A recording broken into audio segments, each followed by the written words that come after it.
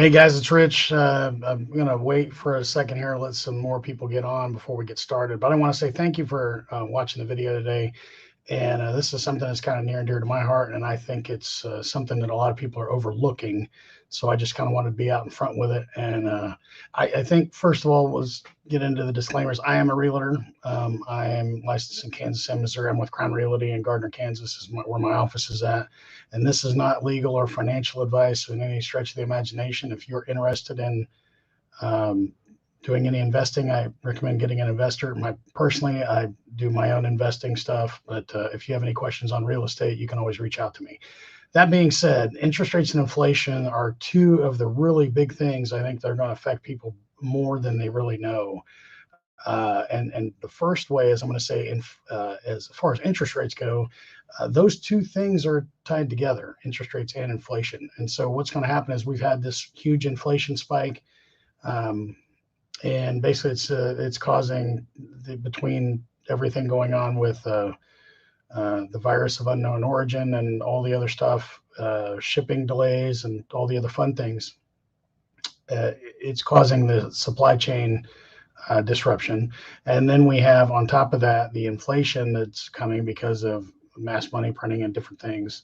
So what I really see as a problem is when the inflation numbers start to skyrocket, the only way that the Fed has the ability to control those is to raise interest rates. Now, interest rates, um, even today, considerably just ridiculously cheap for money. I mean, it's unbelievable. I remember my grandparents, I think when I was a kid, back right when they killed the last dinosaur in the late 70s, my grandparents had a mortgage on a house that was like 18% interest, which is unfathomable. I have credit cards that have better rates than that. So, but I want to show you, and I'm going to go ahead and put a link in there in the chat. Hopefully it'll come through on the other stuff that you're watching, but it's a link to an article that I found. And this article has been around for a little while. I think it's from August to 21st, 2021 from Colin Robertson.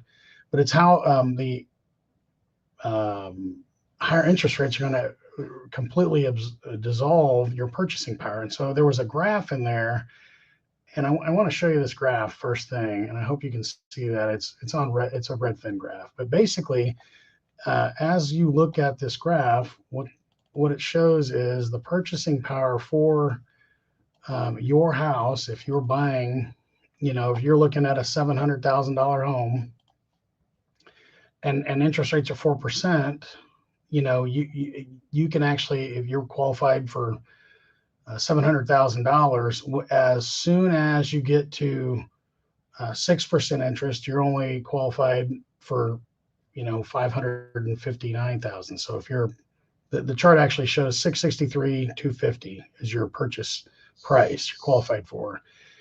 You lose, over $100,000 when the interest rate goes up 2%. So it's phenomenal, and I don't think as many people realize this is what's happening. So my point behind this is, if you look at this chart, this is going to give you an idea. $300,000, if you are approved for a $284,000 payment, or a mortgage, I'm sorry, and that's a $1,500 a month payment. Now you go to 239 is what you're qualified for. It was 6% interest rates. So that it just keeps going down and down and down. So if you're on the fence at all, considering buying a house, what happens is you're now limiting. Inventory is already low. It's already ridiculously low or non-existent. So now what happens is, as interest rates go up, now you have even less market to choose from when you go to buy a home. So that's going to continue to happen, and it's going to make it even more difficult for you to find a home, because if you're already at the top of what you want to spend, and now you don't have that ability to go up even more, and you're now fighting for the lower priced homes with the people that already can't find them. So it's going to cause a real problem. Then I'll show you the other thing. I'm going to try to keep this video short. So let's add this in here. This is a mortgage loan, principal and interest, and I don't think enough people talk about this. This is a big part of, I like to make sure everybody kind of understands what's going on a mortgage. When you sign it, compound interest is what you pay. And so like I like 15-year mortgage if I can get one, because you're paying your principal off and then you're paying your interest. You don't have very much interest on a 15-year note. So I have another graph that showed a 15-year, basically on a 15-year note, you lose about $100,000 on some of your purchasing options. So if you look at this chart, this is kind of a great example of how much you're going to pay extra on a 30-year mortgage versus a 15-year note. And now take into consideration that you're going to have to pay more, you're not qualified for as much. So those things are really kind of driving a lot of different stuff. And I think a lot of people don't think about this when they're looking at buying. I think that if you really look at whether it's a, your personal home or an investment property, we get up to 5% again, which, trust me, seems outlandish to those of us who've been in the industry for any length of time, or homeowners. Because I mean, when I bought our second house in 2000, I think our interest rate was 6%, and we thought that was a deal.